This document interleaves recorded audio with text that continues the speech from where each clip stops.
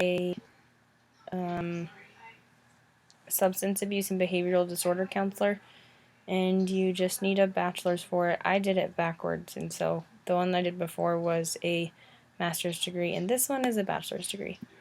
The working environment for this, you must work evenings and some nights and weekends depending on the patient.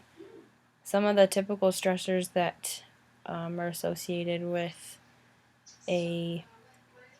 some substance abuse counselor are that you have to deal with large workloads, and sometimes you don't have the resources to help the individual, so you have to refer them to someone else, and so you may not be able to help them. The benefits, it really just depends on the company that you work for. Typically, you assess and evaluate the client's mental and physical health and address the addiction issues that they're having, and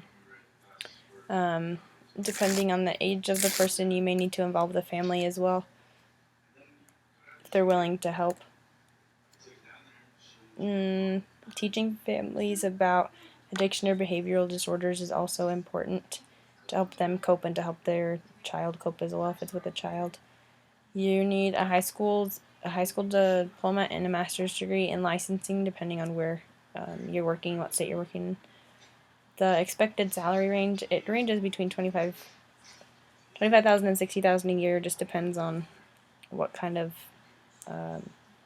mental health patients you're working with. And it's important to know how to speak well to people, how to be able to empathize and to sympathize with them and the families and the patient, and that you can